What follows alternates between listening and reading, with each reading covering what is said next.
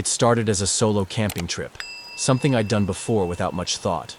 I needed to clear my head, disconnect from my phone, and get away from people for a few days.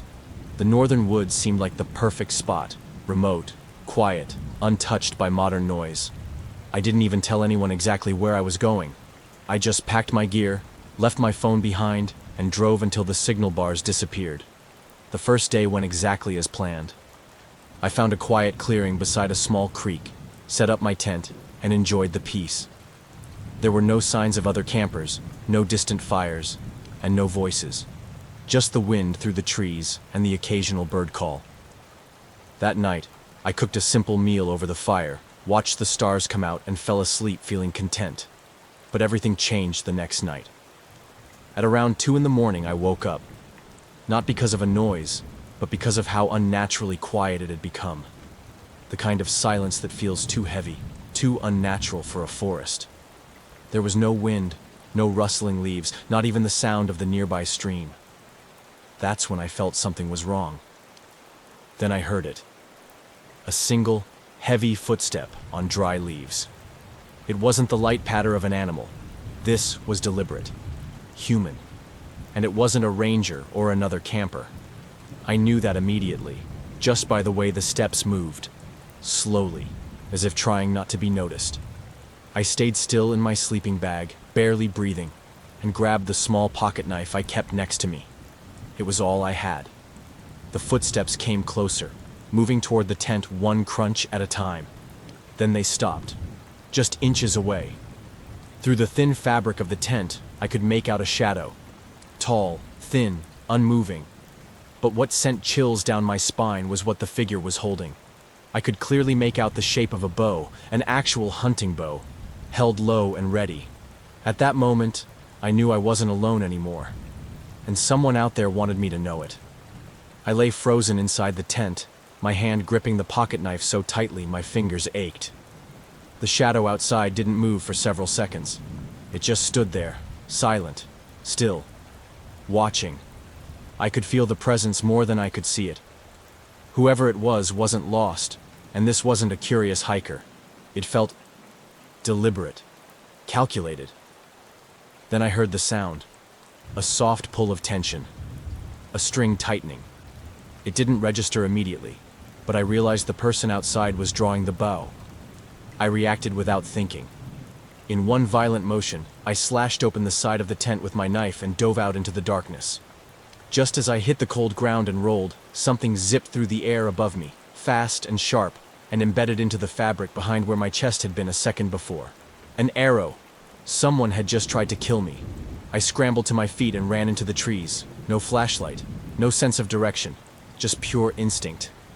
Behind me, I could hear quick footsteps, snapping twigs, shifting leaves. The hunter was following. Panic blurred everything. I ran blindly, getting scraped by branches and stumbling over roots. The forest felt suddenly unfamiliar, even though I'd explored it the day before. Nothing looked the same in the dark. No moon, no stars, just thick blackness and the terrifying sound of someone not far behind. I tripped over a fallen log and hit the ground hard, knocking the wind out of me. I bit down on a scream, trying not to give away my position. I lay there, chest heaving, listening. Then I heard it again, the soft crunch of slow steps. This time closer. He wasn't running anymore. He was stalking. I crawled forward quietly, trying to put distance between us. My leg throbbed from the fall, and my hands were raw. I had no idea where I was going, just away. The footsteps grew quieter for a moment, and I used that window to pull myself up and hobble deeper into the woods. After what felt like forever, I reached a cluster of large rocks and ducked behind one, curling into a ball. I tried to quiet my breath, tried to disappear into the stone. My entire body was trembling, my thoughts racing. Why was he doing this? Who was he? And then I remembered something strange from earlier that day. I'd seen boot prints near the creek, but I thought they were mine. They weren't. He'd been watching me long before nightfall. I sat in silence for what could have been minutes or an hour. No footsteps, no signs of movement. But I didn't trust the quiet anymore. Eventually, I realized I had to make a choice. Stay hidden and hope he gave up, or try to find my Jeep.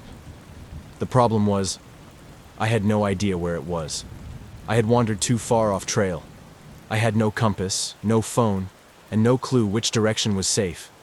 Every tree looked the same. Every path felt like a trap. And worst of all, I knew he was still out there, bow in hand, waiting. I didn't know it then, but the next hour would bring me closer to death than I'd ever imagined. And what saved me, what truly pulled me out of this living nightmare, was something no amount of planning or survival training could have predicted. But that comes later. The moment I stood up from behind the rocks, every branch cracking beneath my boots felt like a scream. My body was in survival mode, but my brain was caught somewhere between panic and disbelief. A man with a bow had tried to kill me. No warning, no words, no mistakes. He aimed to end my life, and the only reason I was still breathing was because I ran without thinking. I had to keep moving. I followed the slope of the land, thinking that if I could find the creek again, I could trace it back to my campsite, and maybe even to the road. My flashlight was back at the tent, along with my backpack, food, and emergency flare. All I had was a small folding knife and the weight of raw fear pressing down on me. About half an hour passed, maybe more. The forest had regained some of its natural sounds, but I couldn't trust them.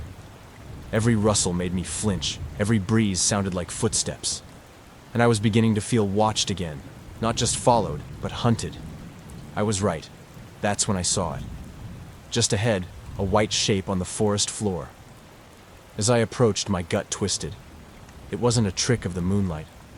It was a deer skull, clean, white, and set neatly on a flat rock. It looked placed, not left there by nature. A few feet away were more bones, arranged in a strange circle. Vertebrae, ribs, like someone had deliberately created a display. I should have turned around, but I kept going. I wish I hadn't. Because not far from the circle, I found something far worse. A tarp, muddy, torn, and half covered in leaves, was pinned down with heavy stones. I thought maybe it was someone's abandoned camp, until I pulled it back and saw what was underneath. Bones, not animal, human. I staggered back and almost threw up. A cracked femur, a dirty boot still attached to a skeletal foot, a piece of plaid fabric clinging to a rib cage. It was real. Someone had died out here, or been killed out here. I wasn't the first. I felt eyes on me again, not just from the shadows, but from somewhere close. Too close. I ducked behind a tree, heart hammering, and peeked around slowly. And that's when I saw him. He was maybe 40 feet away, standing perfectly still between two trees, half shadowed by the moonlight. He wore camouflage from head to toe, face smudged with black paint, and in his hands, held casually, like a toy, was the bow. He didn't yell, he didn't charge, he didn't even flinch when our eyes met. He just stared at me, calm, like a man looking at a target he was going to hit. Eventually. Then he raised the bow again. I didn't wait to see if he'd fire. I turned and ran with everything I had. I could hear him behind me, not running fast, but steady, like he knew I'd get tired before he did. He was probably right. I was crashing through the woods with no direction, no water, and a growing limp from the fall earlier. He was gliding, calculated, unshaken. Somewhere in the chaos, I stumbled onto a narrow, overgrown trail. It looked barely used, almost erased by nature. But it was something, and at this point, something was better than nowhere. I followed it downhill until I saw what looked like a man-made structure in the distance. Just a shadow in the trees. But it was square. Not natural. My legs burned. My lungs screamed. But I ran toward it anyway. What I found at the end of the trail would not be my salvation. Not yet. It would be the place where I learned the real meaning of terror, and where I finally understood what kind of man was chasing me. I stumbled down the trail like a wounded animal, driven not by direction, but by desperation. My leg throbbed with every step. My throat was raw from breathing in cold air too fast. But there, in the clearing ahead, stood what looked like a small cabin, old, crooked, and leaning slightly to one side. as if nature had tried to bury it but hadn't quite succeeded. It looked abandoned, but it had a door and 4 walls. That was enough for me. I bolted toward it without thinking, shoved the half-broken door open, and threw myself inside.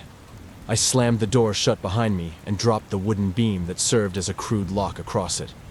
My body collapsed against the door, sliding to the ground. For the first time in what felt like forever, I allowed myself to exhale. The inside of the cabin smelled of rot and dust. Cobwebs clung to every corner.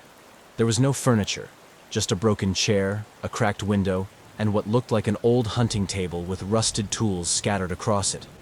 But there were no lights, no radio, no help. Still, for the moment, I had walls. I had a door. I wasn't out in the open anymore. I crept to the window and peeked outside. Nothing. Just the dark outline of trees and thick fog settling over the ground. No movement. No sound. Had I lost him? I stayed there for at least half an hour listening. Every time a tree creaked, my hand went to my knife. My mind kept looping back to the bones in the forest, the arrow that missed me, the man with the bow and paint-smeared face who never said a single word. This wasn't a random act of violence. He wasn't robbing me. He wasn't a madman living in the woods. He was a hunter, and I was his prey. At some point, I must have dozed off, curled in the corner of that filthy room. But I woke up suddenly, because the door creaked. It didn't open. It just creaked under pressure, like someone was pushing on it gently, testing the lock. I froze, heart pounding. Then it stopped. And then, from outside the window, I heard breathing. Slow, deep, deliberate. I didn't look. I couldn't. I knew he was out there, standing just beyond the glass, watching to see if I moved, waiting to see if I made a mistake. Then came the sound I'll never forget, the tap of a fingernail on glass. Just once. Not to break it, not to scare me, just to say, I know you're in there. I backed away from the window and crouched behind the table, trying to calm my shaking hands. He didn't try the door again. He didn't smash the window. He didn't speak. He just left. At least I thought he did. But then I heard it again, faint and haunting. A whistle. Not a song. Not a melody. Just 3 long, shrill notes, rising in pitch. It echoed once and disappeared into the trees. That whistle meant something. Maybe a signal. Maybe a ritual. I didn't know. But it chilled me more than the arrow ever did. Eventually, silence returned. I stayed awake the rest of the night, barely blinking. I didn't sleep. I didn't move. When the first light of dawn touched the forest, I knew I couldn't stay in that cabin. It had walls, yes, but it was a coffin waiting to be nailed shut. He wasn't done with me. He wasn't far. And now, I had the sinking feeling that the trail I found wasn't mine by chance. It was his. A path he wanted me to take. At first light, the woods didn't look comforting. They looked alien. Every tree now felt like a towering witness to the night before. The morning fog hung low and thick, wrapping around the cabin like a shroud. But I couldn't stay in there any longer. I knew it in my bones. If I waited, he'd return. He probably never left. Just watching. Waiting. I slid the wooden beam off the cabin door slowly, barely breathing. When I finally pushed it open, every hinge screamed in protest. I paused. Nothing.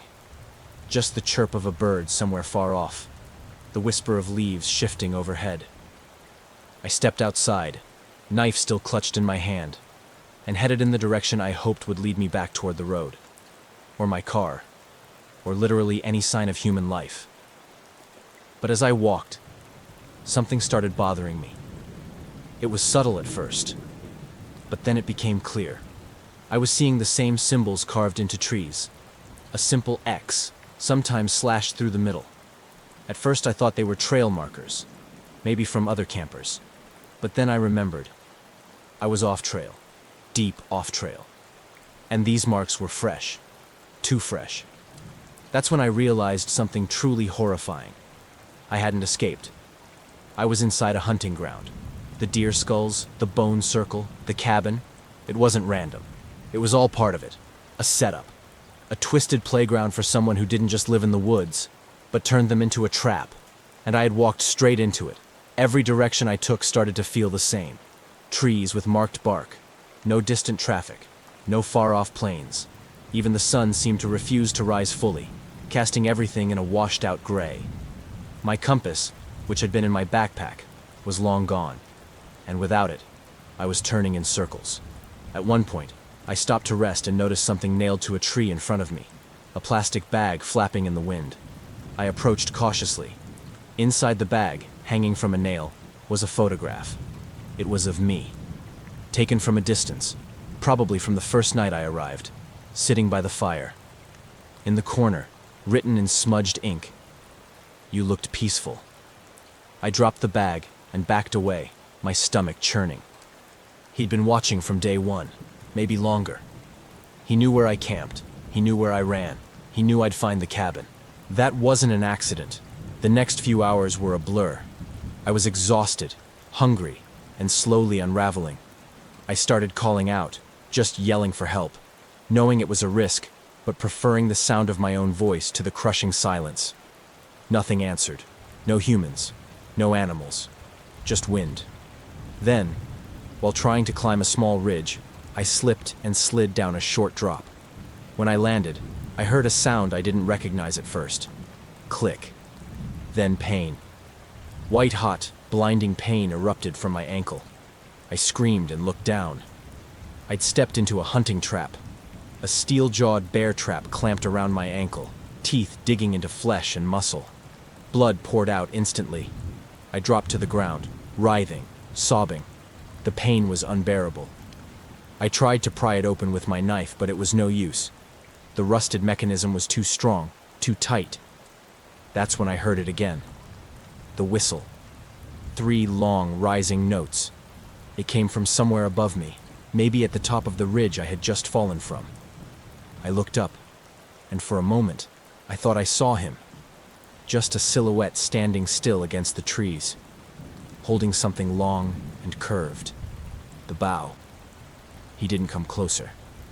He didn't speak. He just stood there, watching me bleed. Then he disappeared. For the next hour, I lay in the dirt, delirious from the pain, unsure whether I was going to pass out or bleed out first. The trap felt like a slow death, and I was entirely alone. Or so I thought. Because just before I blacked out, I heard a new sound. Not a whistle, not footsteps. An engine. Far, distant, but real. And it was getting closer. At first, I thought I was hallucinating.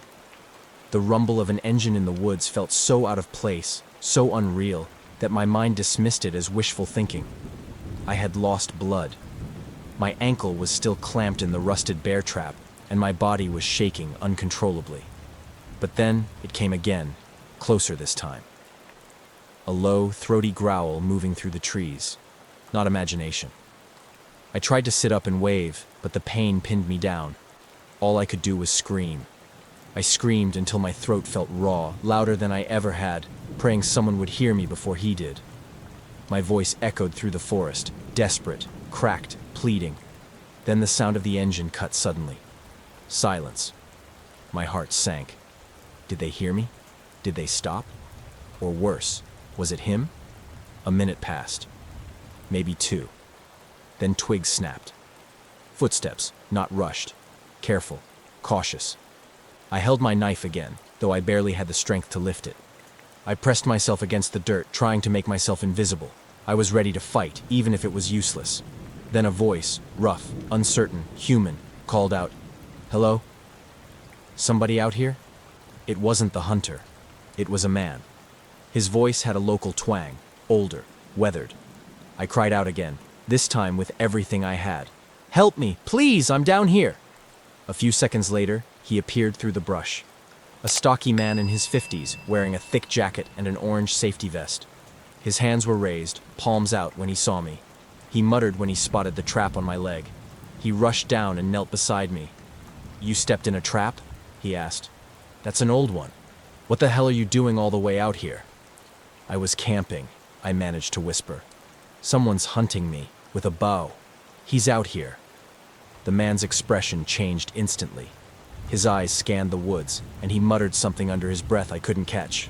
Then, without wasting another second, he pulled out a folding tool and started working the rusted jaws of the trap. It took effort. His hands were shaking. But eventually, the teeth loosened, and I screamed as he freed my leg. "I'm gonna get you out of here," he said. "I've got an ATV not far from here. Can you move?" "I think so," I said, gritting through the pain. He slung my arm over his shoulder, half dragging me up the hill, glancing behind us every few steps. I asked him how he found me. He said he didn't. He was just out checking traps. His own traps, legal ones. For coyotes. This one, he said, wasn't his. And it was way too old to be active. Someone had rearmed it on purpose. I knew who. We reached the ATV a few minutes later. It was muddy and loud, but it was the most beautiful thing I'd seen in my life. He got me onto the back and told me to hold on. As we pulled away, I looked back at the tree line and saw him, the hunter, standing silently behind a tree, half-shadowed, bow still in hand. He didn't chase. He didn't move. He just watched. As the ATV tore through the forest and finally out onto an old service road, I realized something that still sends chills down my spine. That man, whoever he was, never intended to kill me quickly. This wasn't about rage or theft. It was sport. A long, cruel game. The trap, the symbols, the photograph, the whistle, everything was part of his ritual. And he was willing to wait. For days, maybe longer. The man who rescued me, his name was Carl, drove the ATV for over 20 minutes down a backwoods trail before we finally reached a dirt road that led to a ranger's outpost. My vision was swimming from pain and blood loss, but I remember every bump, every gust of cold air, and every second spent looking over my shoulder, convinced the hunter was following us through the trees. When we reached the outpost, Carl laid on the horn until someone came running. The ranger, a younger guy named Devin, helped carry me inside and radioed for medical assistance. An ambulance was dispatched from the nearest town, but it would take at least 45 minutes to get there. They sat me down on a cot, wrapped my leg as best they could, and gave me water and a blanket. But when Carl told Devin what had happened, that I'd been hunted by a man with a bow, photographed, tracked, and caught in a trap, Devin's entire demeanor shifted. Not to panic, but to doubt. "You're sure you weren't hallucinating?" he asked me, trying to stay calm. "You've lost a lot of blood. These woods can mess with your head when you're alone." I couldn't believe it. I had nearly died. I had a trap wound deep in my leg. And yet, the story was too strange for them. Too unbelievable. Carl spoke up for me. He said he saw the trap, said it wasn't his and shouldn't have been set. But even he looked unsure about the rest of it. He hadn't seen the hunter's face. He hadn't heard the whistle. To him, I might have just been some unlucky camper who got hurt and panicked. I described the cabin, the bones, the symbols carved into the trees, the photograph nailed to the trunk. Devin frowned at that. He said there were old poachers' cabins scattered throughout the forest, some from decades ago, but no one had reported seeing human remains, and no recent disappearances had been logged. That chilled me more than I can explain, because I'd seen those bones, the plaid shirt, the boot still on the skeleton. Someone had died out there, and no one even knew they were gone. When the ambulance finally arrived, they loaded me in and began treating my leg. The EMT said I was lucky I hadn't lost the foot completely. The trap had missed a major artery by less than an inch. A miracle, he called it. But I didn't feel lucky. Not at all. At the hospital, I gave my full statement to local authorities. They opened an investigation and promised to send a team out to the site. I drew maps from memory, marked the trail I'd followed, even gave them the sequence of the hunter's whistle. 3 rising notes, over and over. But days passed, and then weeks. They found nothing. No bones, no cabin, No photographs. Not even the trap. The spot where Carl found me had been cleared out, as if someone had returned after we left and wiped it all away. Every trace. They said maybe a scavenger took the bones. Maybe I imagined the cabin's contents in a fever state. Maybe I got turned around and overreacted. But I know what I saw. I know what I heard. And I know what followed me. Because even now, months later, I still hear that sound sometimes. Not in the woods, not outside, but in my dreams. The same 3 notes, slow and rising, whistled from somewhere I can't see. And every time I wake up, I check the window. Weeks passed, then months. My leg healed, mostly. The scars are still there, deep and jagged, reminders carved into my skin. The doctors called it a miracle that I didn't lose the limb. The EMT wasn't exaggerating. The steel trap came within millimeters of severing an artery. If Carl hadn't come when he did, I would have died slowly, alone, and terrified in that forest. But that wasn't the only miracle. The greater one, I've come to believe, was the timing. Carl wasn't supposed to be in that part of the woods. He admitted it himself. He had been checking a line of traps that weren't even his, doing a favor for a friend who'd had surgery and couldn't go out that week. He said something just felt off that day, like he needed to go farther than usual. A gut feeling. If he'd stuck to his usual route, 10 minutes in either direction, I never would have been found. That's the kind of thing you can't explain away with logic. But even after everything, the hospital, the police interviews, the countless nights spent replaying every moment, I still couldn't rest. Not really. Because the hunter never got caught. They found no trace of him. Not the bow, not the cabin, not even the bones. Every marker I had described, every tree, every symbol, was gone or never found. Even Carl's ATV trail had faded by the time they returned. It was like the forest swallowed everything up. I became obsessed. I scoured local forums. I contacted wilderness survival groups. I searched newspaper archives for any missing person reports in the region. And while there were stories, campers gone missing, hikers vanishing without a trace, none matched my timeline exactly. Nothing was proven.